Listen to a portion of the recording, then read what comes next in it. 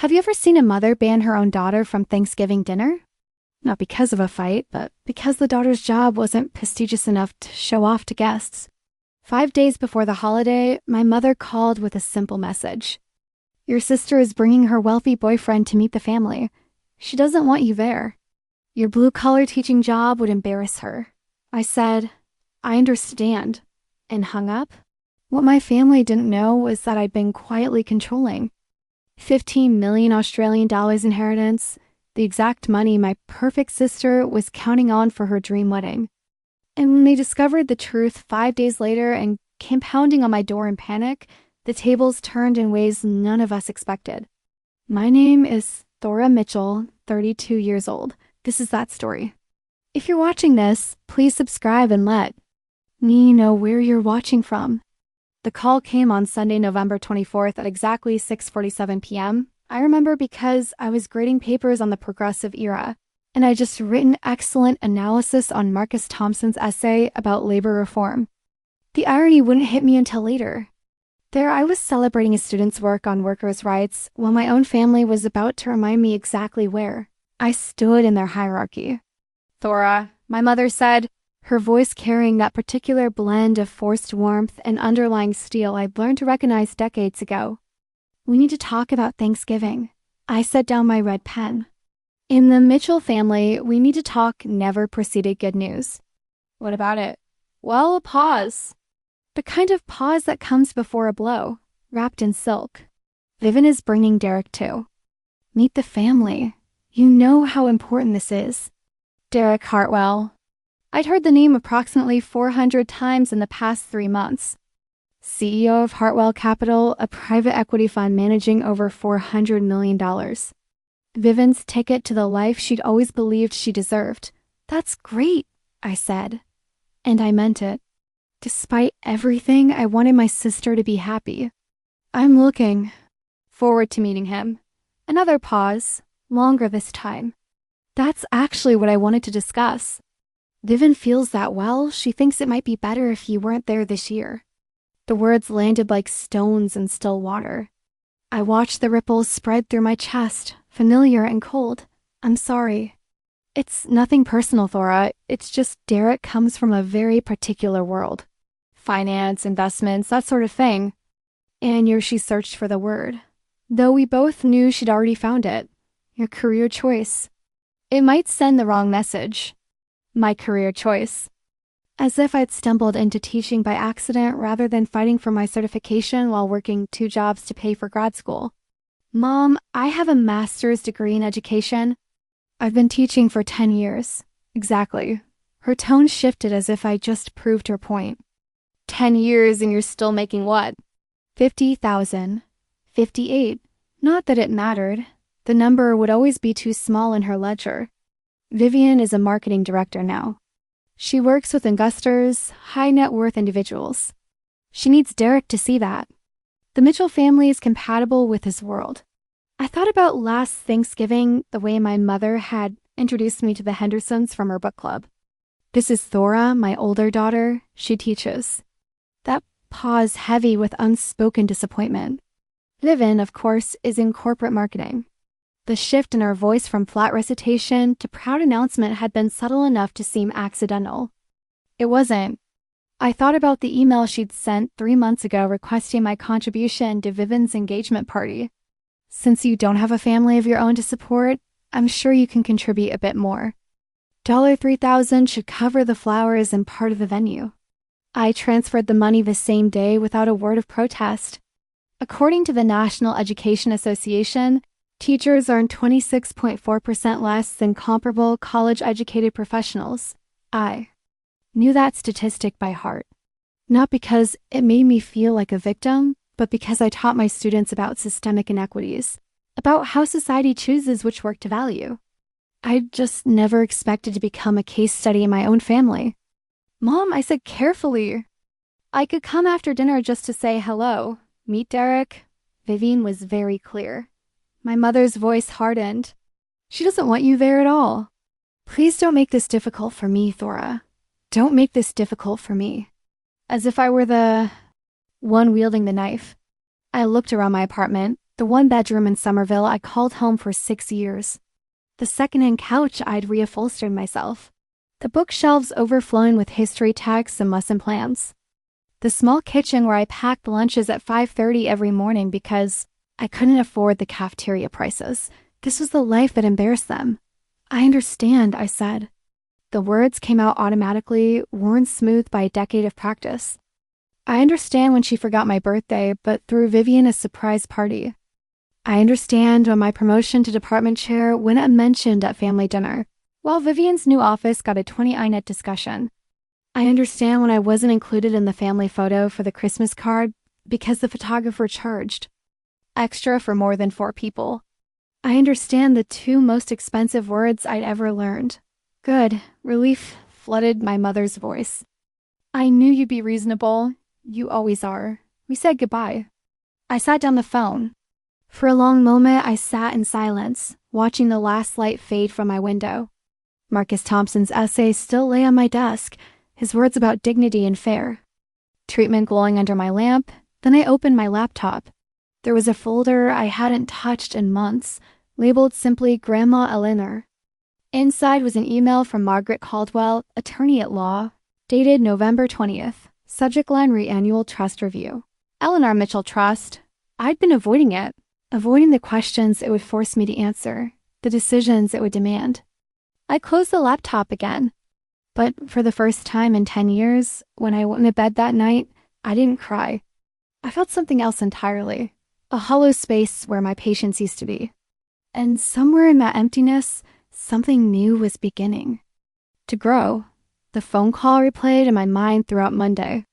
I stood in front of my 3rd period class, explaining the causes of the Great Depression while Patricia Mitchell's voice echoed beneath the surface of every word. Your career choice might send the wrong message. I taught these students about economic collapse, about how entire families lost everything. And my own family considered my salary a source of shame. Ms. Mitchell. A hand went up. Jasmine Reyes Jr. sharp as a tack. You okay? You seem kind of somewhere else. I forced a smile.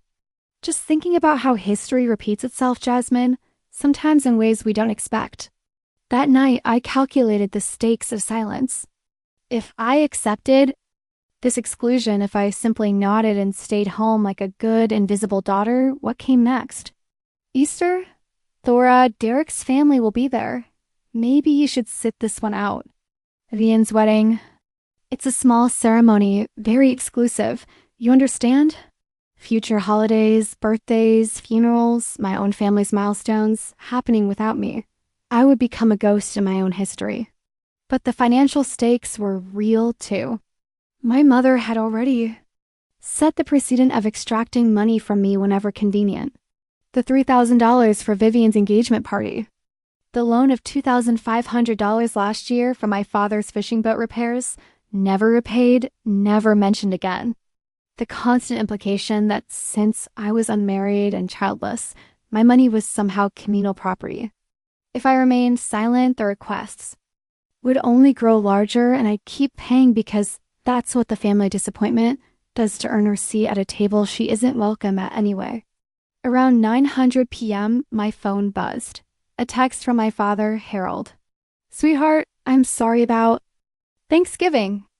Your mother says it's for the best. I love you. I stared at those words for a long time. Harold Mitchell, 63 years old, retired accountant, lifelong bystander to his wife's decisions. He never once stood up for me. Not when I was passed over for opportunities. Not when my achievements went unacknowledged. Not when my mother made me feel small in 100 tiny ways. But he always said he loved me. As if love without action meant anything at all. I didn't respond. Instead, I opened my laptop. The email from Margaret Caldwell sat in my inbox like a sealed envelope from another life. My grandmother, Eleanor, had died 2 years ago at 85. She was the only person in my family who'd ever truly seen me. When I graduated from my master's program, she'd driven 3 hours to attend while my parents sent a card. When I got my first teaching job, she'd taken me to dinner and told me she was proud. When I confided my frustrations about feeling invisible at family gatherings, she'd taken my hand and said, Thora, you're not invisible. You're just surrounded by people who've forgotten how to see.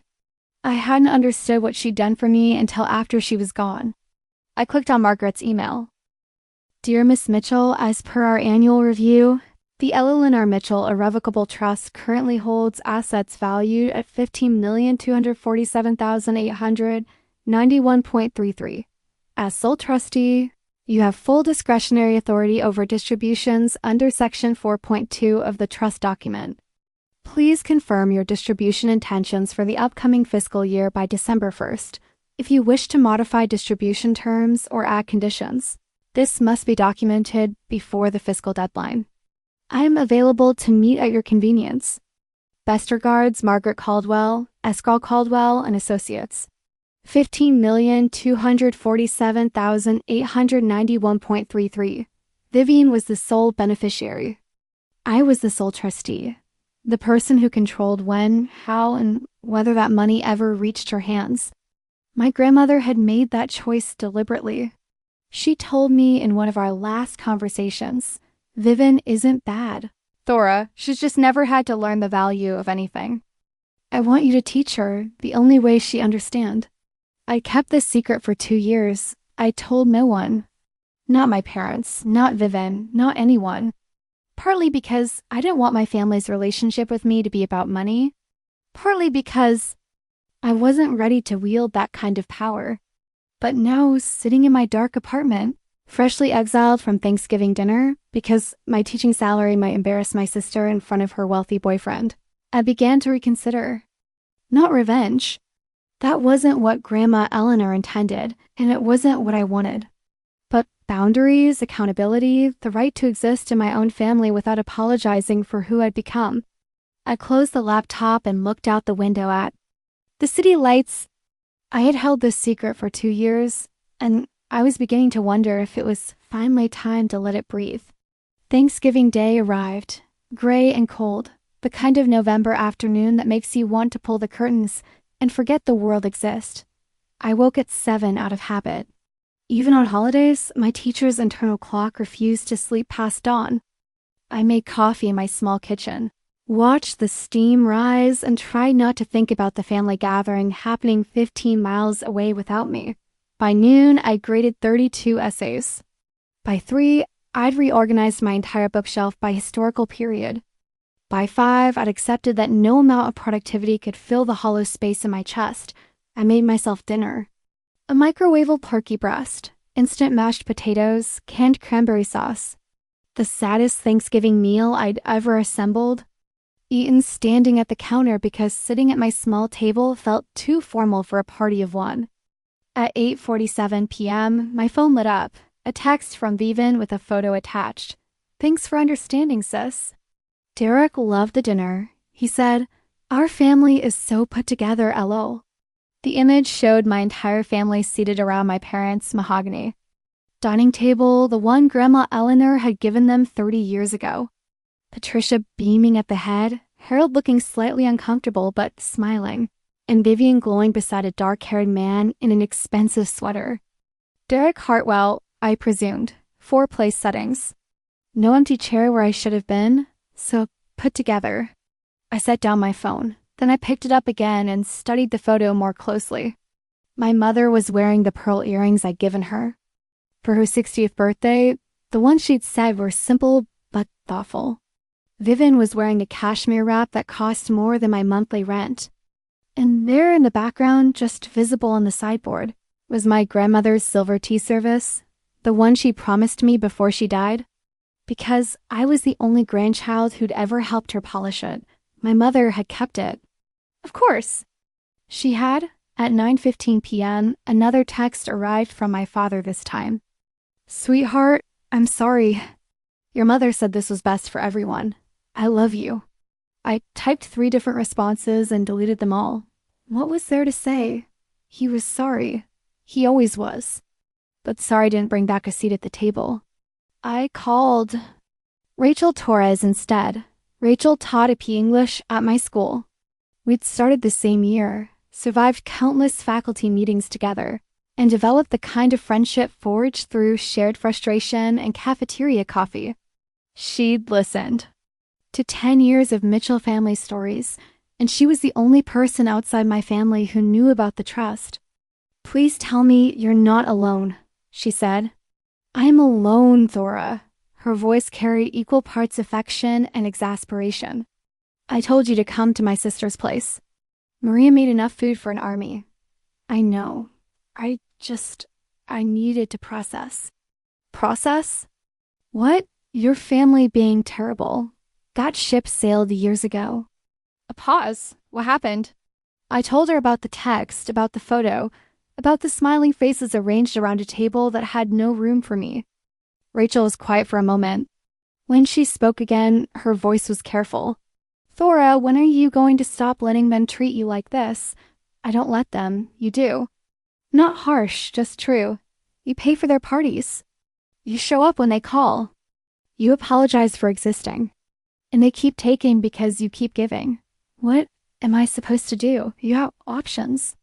I knew what she meant. I've never wanted to use it as leverage. "I know, but there's a difference between leverage and accountability." Rachel's voice softened. "Your grandmother didn't make you trustee by accident. She saw something in you. Maybe it's time you saw it too." After we hung up, I sat with my laptop for a long time. Then I opened the folder, read Margaret Caldwell's email again, clicked on the attachment I'd been avoiding for months. The trust document was 47 pages long. I'd read it once when Margaret first sent it, but the legal language had blurred together in a fog of grief and disbelief. Now I forced myself to focus. Section 4.2, Paragraph 1. The trustee shall have sole and absolute discretion to determine the timing, amount, and conditions of any distributions to the beneficiary. Sole discretion, absolute. I thought about Vivian's text. Derek loved the dinner. He said, "Our family is so put together." I thought about the empty chair that didn't exist because they'd never set a place for me in the first place. I thought about my grandmother's voice 2 months before she died. "One day you'll understand why I chose you, Thora. One day you'll need this. And when that day comes, I want you to remember, you're not powerless. You never were." I closed the laptop. I wasn't ready to make decisions tonight. But for the first time in 2 years, I was ready to stop pretending this choice didn't exist. My grandmother had given me a key. The question was whether I was finally willing to use it. Friday morning, November 29th, I woke up with a plan. Not revenge. I never wanted that. And Grandma Eleanor wouldn't have wanted it either. But clarity. After years of accepting whatever crumbs my family offered, I needed to understand exactly what I was holding. I called Margaret Caldwell's office at 9 a.m. "Miss Mitchell," she said, her voice carrying the measured professionalism of someone who'd shepherded 100 families through wealth and grief. "I was wondering when I'd hear from you. The fiscal deadline is Monday. I know I'd like to meet today if possible." A brief pause. "I can make that work." 2 o'clock. Her office was in Back Bay, a converted brownstone with brass fixtures and leather. Chairs. Margaret Caldwell was 58, silver-haired, and possessed the kind of calm authority that made you feel everything would be handled properly, even when your world was falling apart. She'd been my grandmother's attorney for 20 years. She handed me a cup of coffee and spread the trust documents across her desk. "Let's review the basics," she said. "Your grandmother established the Eleanor Mitchell Irrevocable Trust in March 2022, approximately 8 months before her death. The trust holds various assets, stocks, bonds, a rental property in Cambridge, currently valued at just over $15 million. And Vivian is the sole beneficiary." "Correct. But you, as trustee, control all distributions." Margaret tapped Section 4.2. Highlighted in yellow. "This is broader authority than most trustees receive." Ella Laner was very specific. She wanted you to have complete discretion over timing, amounts, and conditions. She told me she wanted Vivian to learn the value of things. Margaret nodded slowly. "Your grandmother and I had many conversations about her granddaughters. She loved Vivian, but she was concerned. She felt Vivian had been enabled, given things too easily, praised too freely. never required to develop resilience or gratitude. And she thought money would teach her. She thought you would teach her. The money was just the mechanism. Margaret's eyes met mine. Ella Leonard told me Thora is the only person in that family with a spine to say no and the heart to say it kindly. Those were her exact words. I looked down at the documents, 47 pages of legal language, and buried within them my grandmother's faith in me. What are my options for the annual distribution? You have several. Margaret pulled out a separate sheet. You can authorize a standard distribution. Vivian is currently eligible for up to $200,000 per year. You can defer distribution to the following year. You can add conditions, educational requirements, financial literacy courses, employment verification, or you can modify the distribution schedule entirely.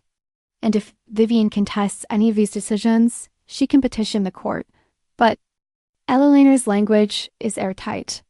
Unless you act in bad faith or breach fiduciary duty, your discretion is virtually unchallengeable. Margaret leaned back.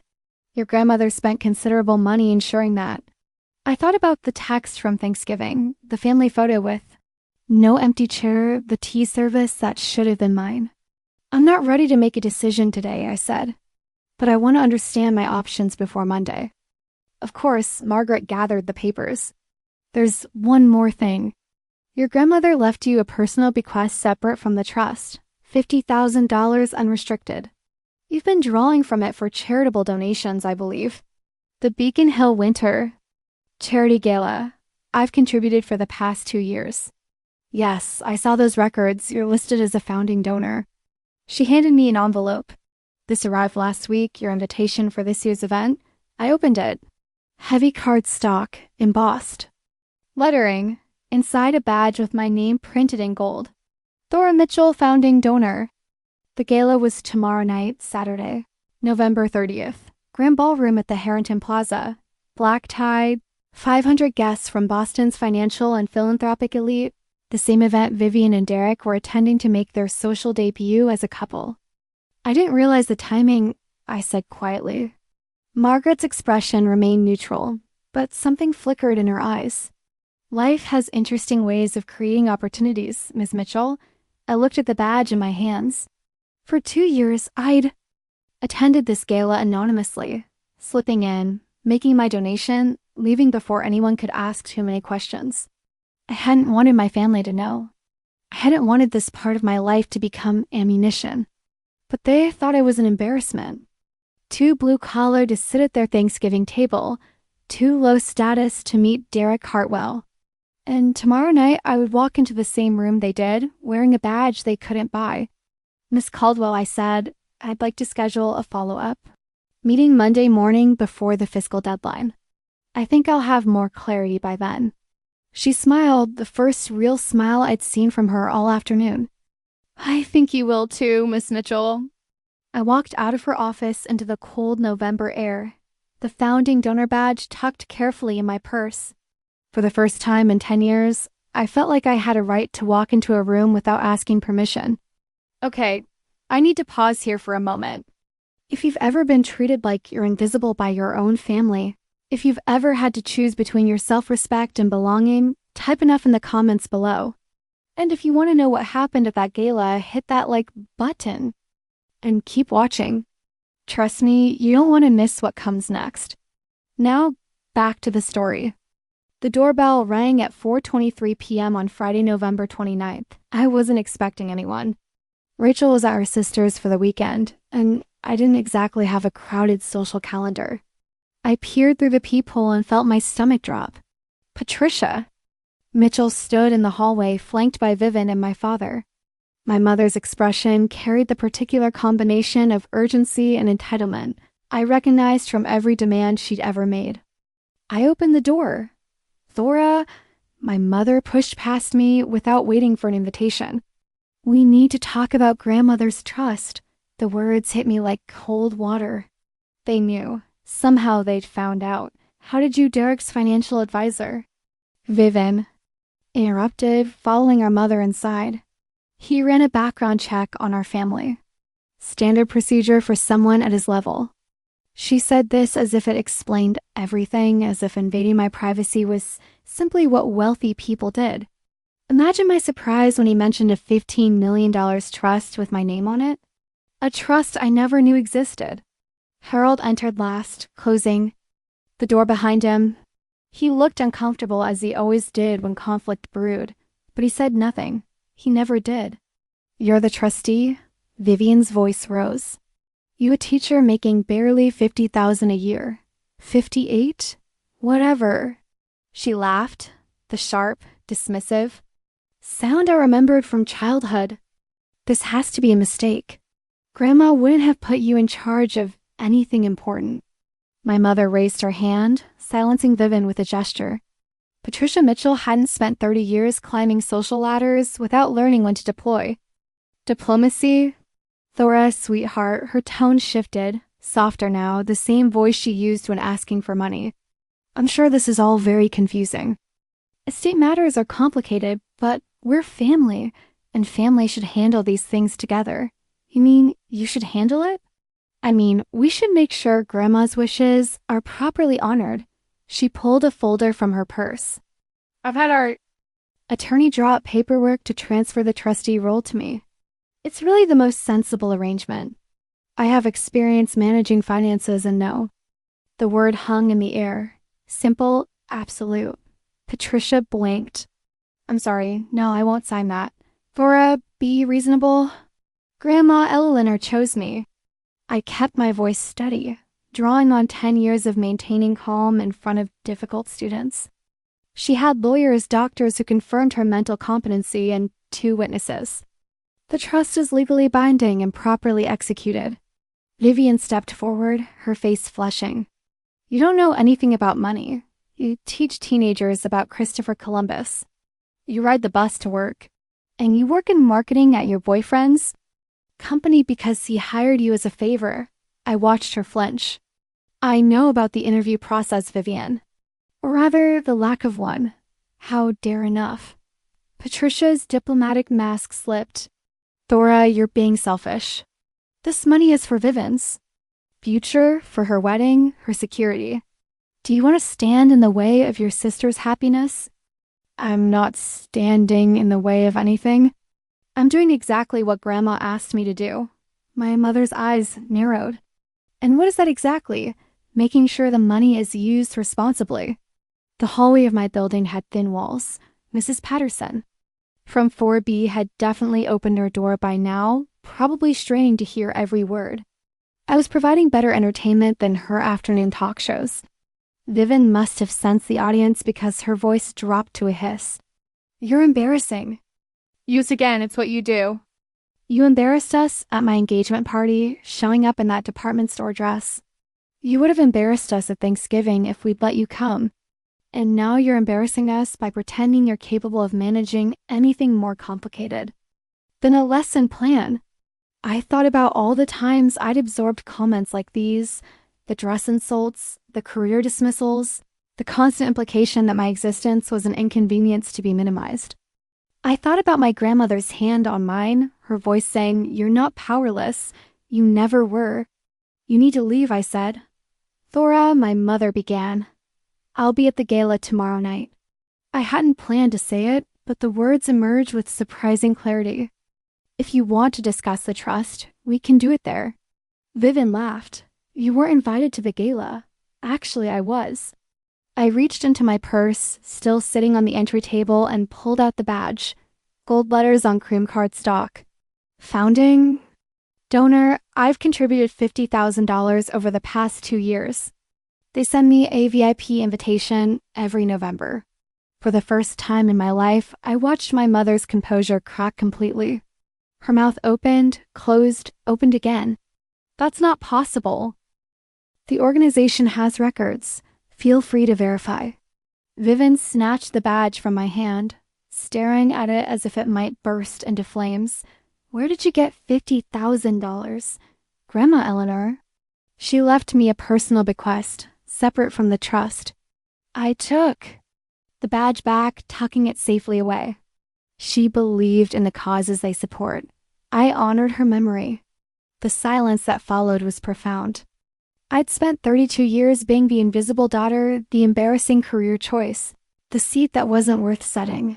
And in 30 seconds, I'd appended everything they thought they knew about me. Patricia recovered first, her voice strained but controlled. "We'll discuss this tomorrow then at the gala." "We will." She turned toward the door, then paused. "Thora, think very carefully about what you're doing. Family is everything."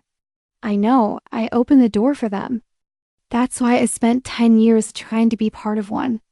They filed out, Patricia first, Vivian shooting me a look of pure venom, Harold trailing behind with something unreadable in his eyes. As my father passed, he hesitated. "Thora, not now, Dad." He nodded once and followed the others. I closed the door and listened to their footsteps fade down the hallway. My hands were shaking, but not with fear. Tomorrow night, I would walk into that ballroom. I would stand in the same room as my family. At an event they considered their territory. And for the first time, they would see me as I actually was. Not the disappointing daughter they'd invented, but the woman my grandmother had believed in. The Beacon Hill Winter Charity Gala occupied the grand ballroom of the Harrington Plaza, a space designed to make ordinary people feel small and wealthy people feel magnificent. Crystal chandeliers cast warm light across 500 guests in designer gowns and tailored tuxedos. The minimum donation was $2,000 per ticket. The ambient conversation hummed with discussions of portfolios, philanthropy, and property values. I arrived at 7:15 p.m. on Saturday, November 30th, wearing a simple black dress I'd bought on clearance for $200, but the badge pinned to my chest. Thora Mitchell, founding donor, outshone every piece of jewelry in the room. The VIP entrance was separate from the main doors. A staff member checked my credentials, smiled warmly, and directed me toward the reception area near the stage. "Miss Mitchell, thank you so much for your continued support. The board specifically asked me to express their gratitude." "It's my pleasure. My grandmother believes strongly in your mission." I accepted a glass of champagne and moved through the crowd, exchanging pleasantries with foundation staff who recognized my name from donor reports. For 2 years, I'd attended these events quietly, arriving late, leaving early, avoiding attention. Tonight was different. Tonight, I was done hiding. I spotted them across the ballroom at 7:32 p.m. Patricia in emerald green, Harold looking uncomfortable in his rental tuxedo, and Vivian radiant in a silver gown that probably cost more than my monthly salary. Beside her stood Derek Hartwell, tall, dark-haired, carrying himself with the easy confidence of someone who'd never worried about a bill in his life. They hadn't seen me yet. They were working the room, Vivian's hand on Derek's arm, performing the social choreography of ambitious people at important events. I stayed near the stage talking with a foundation board member about education funding initiatives. It felt surreal, discussing grant proposals while watching my family pretend I didn't exist in a room where my name carried more weight than any of them realized. At 7:48 p.m., Derek noticed my badge. I saw the moment it happened. He was scanning the room, identifying major donors the way successful business people do, when his gaze landed on my chest, specifically on the gold letters spelling founding donor. He said something to Vivian. She glanced in my direction and went pale. But Derek was already moving toward me, pulling Vivian along by the hand. He'd been trained to acknowledge major donors. It was basic networking, and whatever background check his team had run clearly hadn't included my charitable giving. "Excuse me." He extended his hand as he reached me. "I'm Derek Hartwell. I don't believe we've met, but I wanted to personally thank you for your support of the foundation. Your contributions have been extraordinary." Up close, he was handsome in an unremarkable way. Good bones, expensive grooming, the polished surface of generational wealth. But his eyes were intelligent, and when he shook my hand, his grip was genuine. "Thank you. I'm Thora Mitchell." The name registered. I watched it happen. The slight widening of his eyes, the quick glance at Vivian, the recalculation. "Mitchell," he repeated slowly. "As in Vivian's older sister?" Yes, he turned to Vivian, whose face had gone from pale to gray. "You told me you didn't know the woman with the founding donor badge." "I didn't." Vivian's voice caught.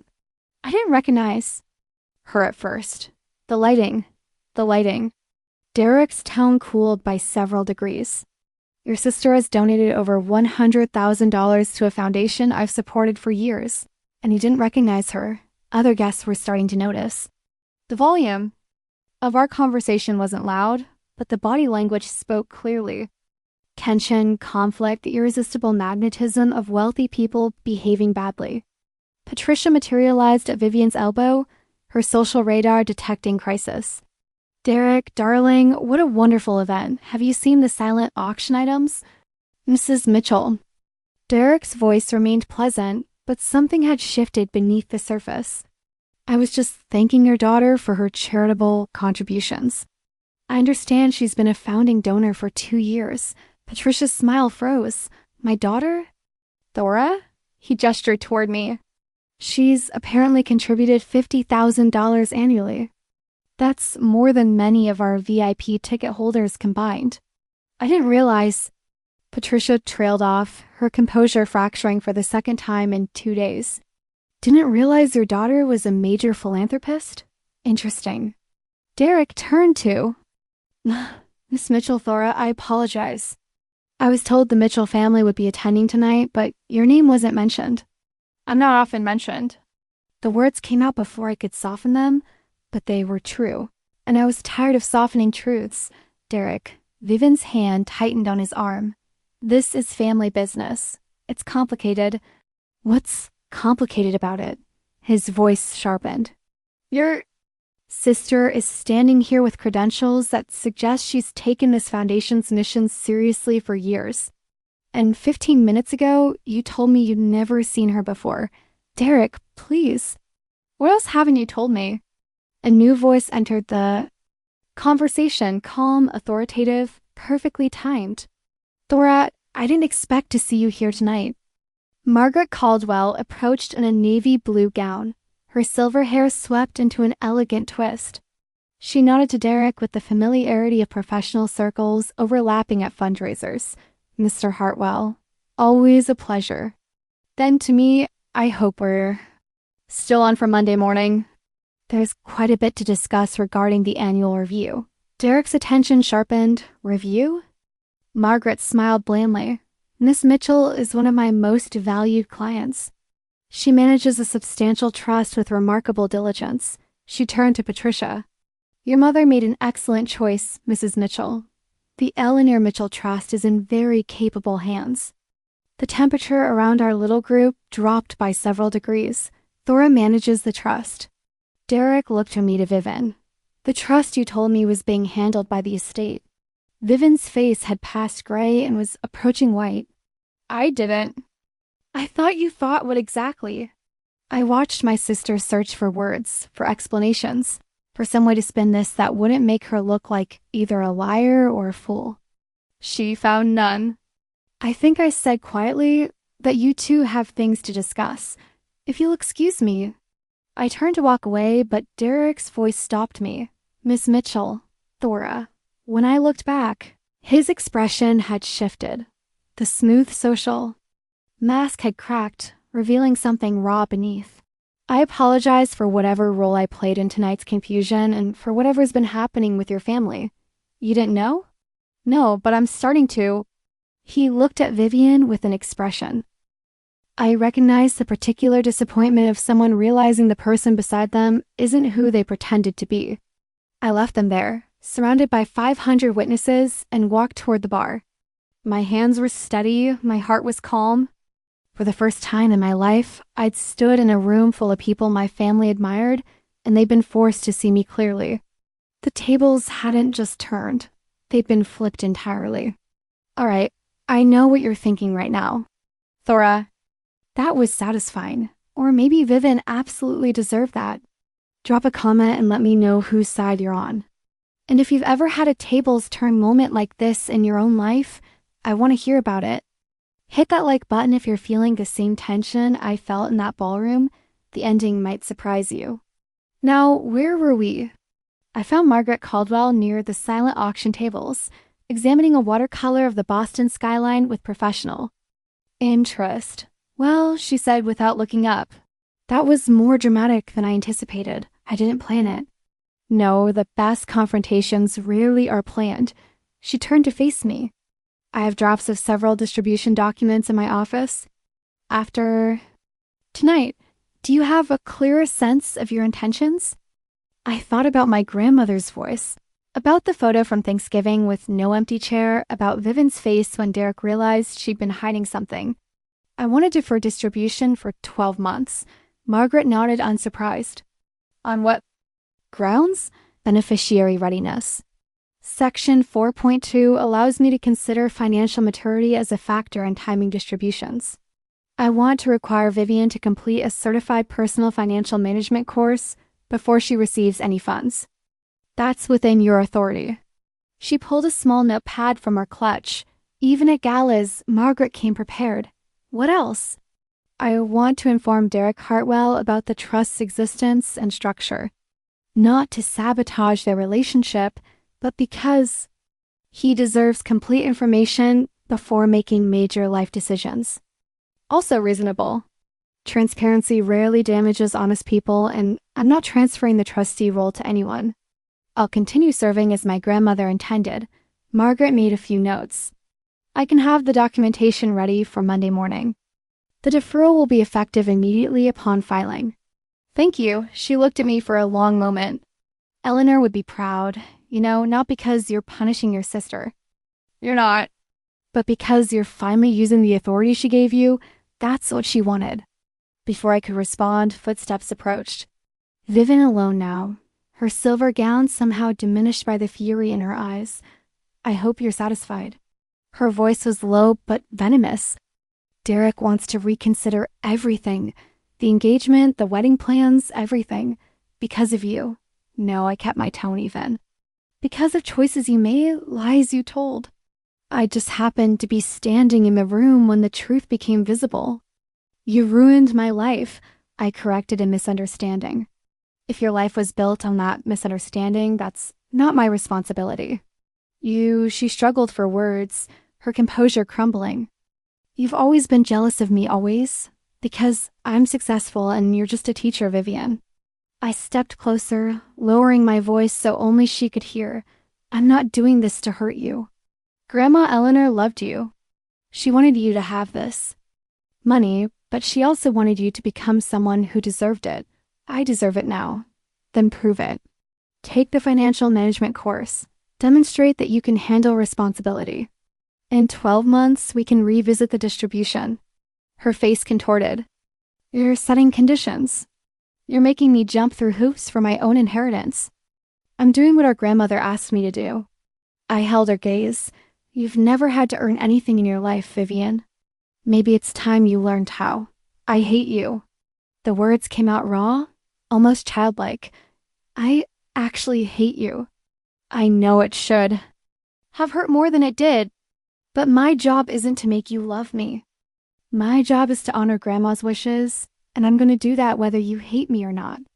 Vivian stared at me for a long moment, then turned and walked away without another word. My mother found me next predictably, Thora. Patricia's diplomatic. Mask was back in place, but cracks showed around the edges. You've gone too far. Have I? Humiliating your sister in public, interfering with her relationship. This isn't what family does. No, I tilted my head. What about calling to ban someone from Thanksgiving because their job might embarrass the family? Is that what family does? That was different. How? For once, Patricia had no ready answer. Mom! I said quietly, I didn't come here tonight to start a war. I came because I was invited. I was recognized because I've been contributing to this foundation for years, honoring Grandma Eleanor's values while you dismissed me as an embarrassment. Everything that happened tonight happened because you and Vivian chose to hide truths. And tell lies. Thora, I'm going to keep being the trustee.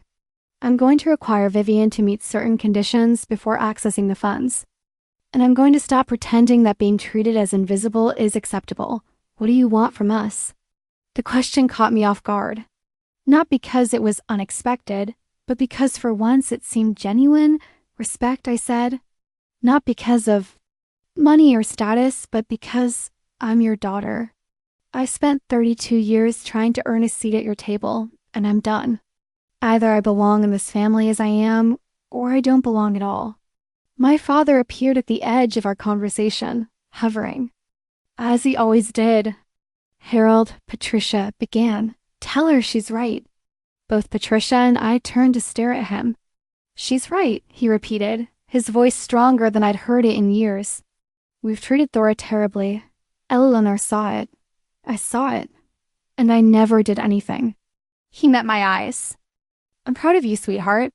I should have said that a long time ago. I didn't trust my voice, so I just nodded. My mother looked between us, calculating, reassessing. I watched her realize that the ground had shifted beneath her feet, that the family dynamics she controlled for decades were suddenly unstable. We should go, she said finally, taking Harold's arm. This isn't the place. No, I agreed. It isn't. I left the gala at 10:47 p.m., stepping into the cold November night. With my badge still pinned to my dress, the doorman hailed a cab, calling me Miss Mitchell with genuine warmth. I didn't feel victorious. I didn't feel vindicated. I felt free. The fallout began within 48 hours. Derek Hartwell announced to Vivian on Sunday morning that he needed space. To think, by Monday afternoon, their engagement was on indefinite hold. Not officially canceled, but suspended in a limbo that spoke volumes. Word spread through their social circle with the efficiency of gossip among the wealthy. The golden couple of Hartwell Capital had hit turbulence. Vivian's position at the company became untenable by Tuesday. She wasn't fired. Derek was too polished for that, but she was encouraged to explore opportunities that might better align with her long-term career goals. Translation. Her presence had become awkward and everyone knew it. She cleaned out her desk on December 3rd. My mother received phone calls from her social circle throughout the week.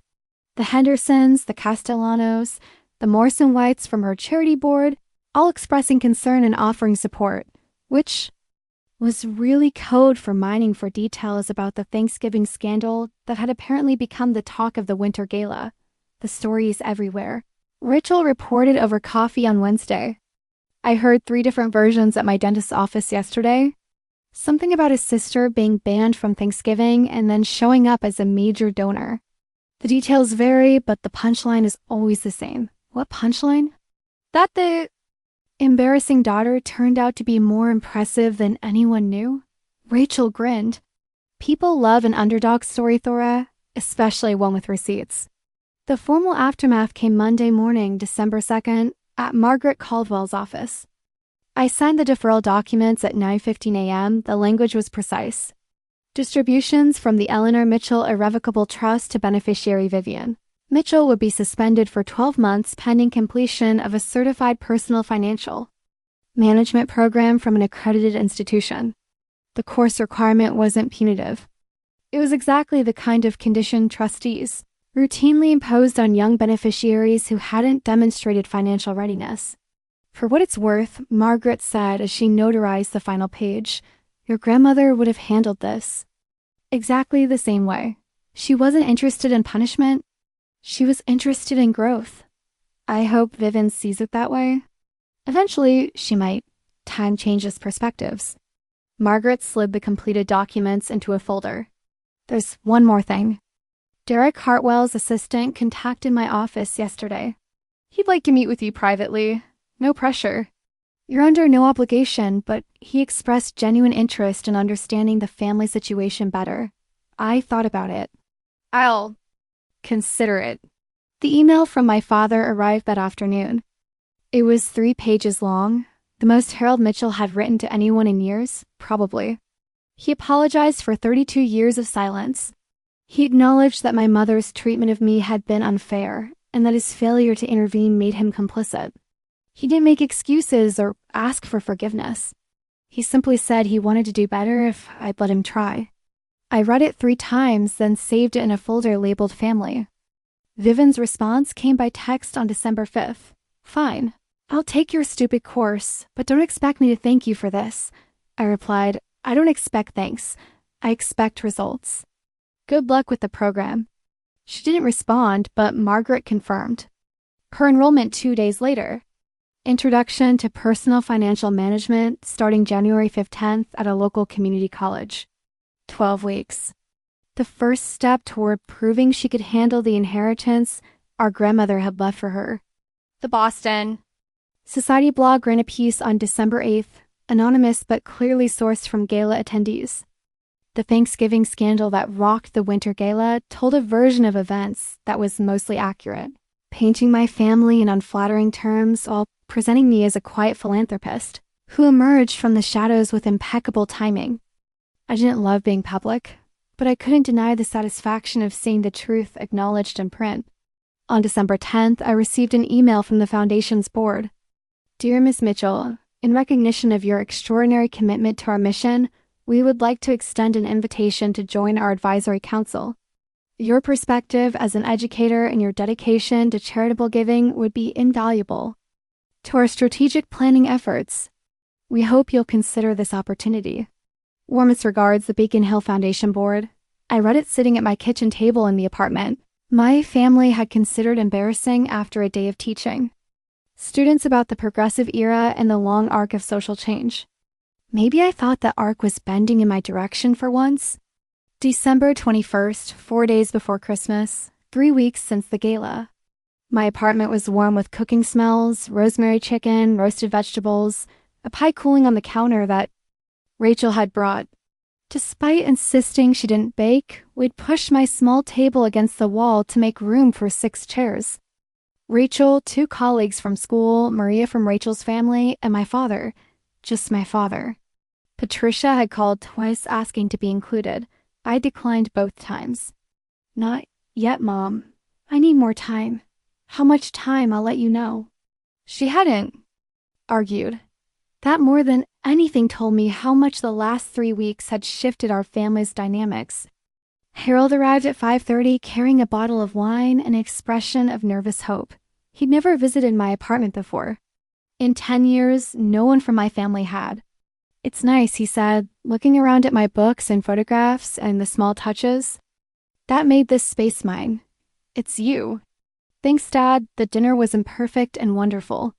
Rachel told embarrassing stories from our first year of teaching. Maria dominated a debate about the best pie crust technique. My colleagues complained about standardized testing. My father listened more than he spoke, but when he did contribute, his comments were thoughtful and kind. At one point, he caught my eye across the table and mouthed, "Thank you." I nodded. We were both learning what this could look like. A relationship built on honesty instead of avoidance. Vivian texted at 7:45 p.m. Merry Christmas, Thora, I'm trying. I showed my father the message. He read it twice, then handed my phone back. She means it. He said the course is harder than she expected, but she's doing the work. Good. She asked me if you'd ever forgive her. I thought about that for a moment. Forgiveness isn't the issue. Trust is, and trust takes time. He nodded slowly. That's fair. I texted Vivian back, I see that. Merry Christmas. 3 words, not absolution, not warmth, but acknowledgement. A door left slightly open. After the guests left, Rachel lingering to help with dishes despite my protests. I sat alone in the quiet of my apartment, looking at the Christmas lights. I'd strung across my window. The past month had taught me things I should have learned years ago. That boundaries aren't punishment, they're protection. That saying no to unfair treatment isn't selfish. It's necessary that you can love people and still refuse to accept harm from them. My grandmother had understood this. She'd given me the tools to protect myself, knowing I'd need time to find the courage to use them. You're not powerless, she told me. You never were. I hadn't believed her then. I believed her now. The foundation's invitation sat on my coffee table. I decided to accept, not because I needed the status or the recognition, but because it felt right, continuing my grandmother's legacy of thoughtful giving, being part of something larger than my family's dysfunction and teaching. I keep teaching not because I couldn't do anything else, but because it mattered. Because every time a student like Marcus Thompson wrote an excellent essay or Jasmine Reyes asked a sharp question, I was reminded why I'd chosen this path in the first place. My blue-collar job had never been the problem. The problem was people, who measured worth in dollars instead of impact. I pulled out my phone and typed an email to Derek Hartwell's assistant. I'd be willing to meet coffee somewhere neutral. Let me know what works. He deserved to understand what he was considering marrying into or choosing to walk away from. Whatever he decided, it would be based on truth. The last thing I did that night was look at the family photo from Thanksgiving, the one Vivian had texted me with 4 smiling faces and no empty chair. I didn't delete it. I didn't need to. That photo wasn't my story anymore. It was evidence of a version of my family that no longer existed because I'd stopped pretending it was acceptable. If you asked me whether I had regrets, the answer would be simple. No, none. I only wished I'd done it sooner. And that's my story. If you've ever had to draw a line with people you love, or if you're thinking about doing it, know that you're not alone. Drop a comment and tell me your thoughts. If you want more stories like this one, subscribe and hit that notification bell so you don't miss anything. Check out the description for similar videos. Thank you for being here with me. Take care of yourself. You deserve it.